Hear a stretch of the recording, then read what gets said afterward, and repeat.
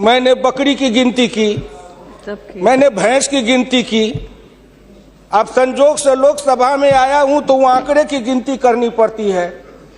Fiscal deficit, revenue deficit. अब मेरे जैसा आदमी उसमें उलझ जाता है कि बकरी गिनूं कि भैंस गिनूं कि डिफिसिट गिनूं। यहाँ आके डेफिसिट गिनो, वहां बाद में गिनो।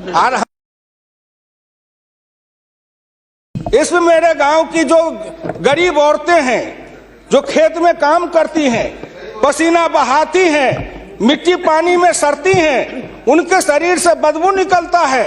जीवन में कभी एक बार भी उनको लक्स और कौन रेक्सोना साबुन, कौन ये लिपस्टिक पाउडर, ये छूने का देखने का अवसर नहीं मिलता है। क्या उसकी दुनिया को इन्होंने देखा था? मैं उन्हीं से पूछना चाहता हूं। अब तो बड़ी बड़ी बात करते हो, आगे दिन पीछे गए, गुरु से किया न है तब पछतावा होत क्या, चिड़िया चुग गई खेत।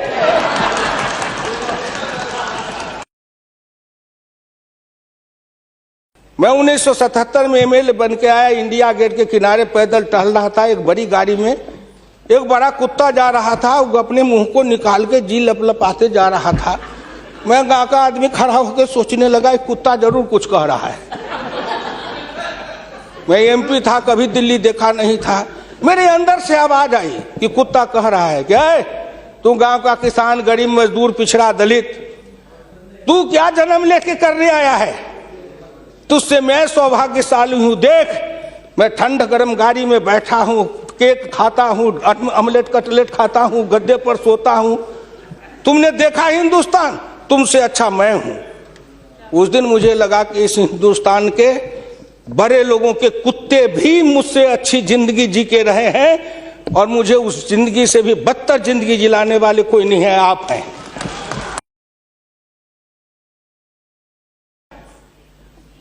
क्या हिंदुस्तान के पिछड़े और दलित समाज के लोगों ने अपराध किया था कि उसमें जन्म लिया?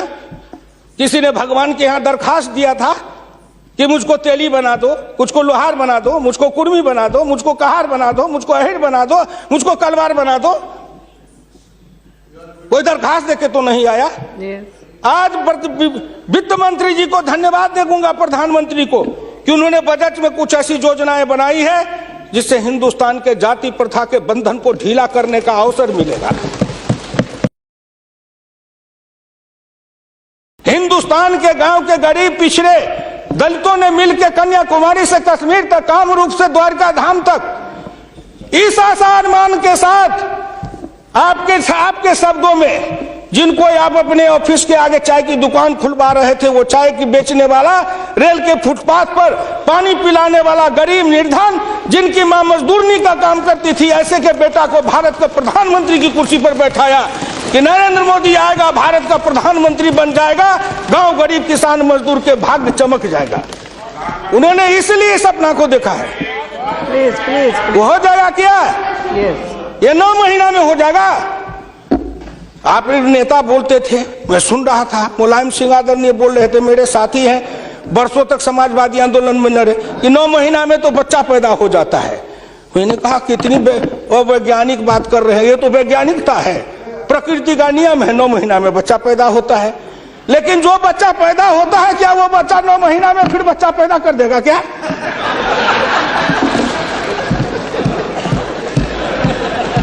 कितनी आप वैज्ञानिक बात बोल रहे हो? इस सरकार का 9 महीना हुआ, 10 महीना हुआ, सरकार पैदा हुई, अब क्या सोचते हो? आप क्या सोचते हो? इसलिए आपसे मेरी विनम्र प्रार्थना है, कहीं पर निगाहें, कहीं पर निशाना, न कुछ मिले तो कुछ कहिए, ना कुछ मिले तो विरोधी में गए तो कुछ न कुछ तो कहना है ना, नहीं तो दुनिया कैसे देखेगी कि विरोधी का काम कर रहे हैं। इसलिए आपसे मेरी विनम्र प्रार्थना है, अगर विरोधी का काम भी करना है तो आप अपने नेताओं को कहिए कि कुछ दिन हमारे पास आए, 6 महीना ट्रेनिंग दे देंगे कि हम विरोधी थे तो क्या करते थे। अरे नाटक भी करिए तो किसी डायरेक्टर से सीख तो लीजिए, जो गरीबी का डायरेक्टर है उससे सीखे नहीं, गरीबी का नाटक खेल रहे हैं। ये एक गांव में नाटक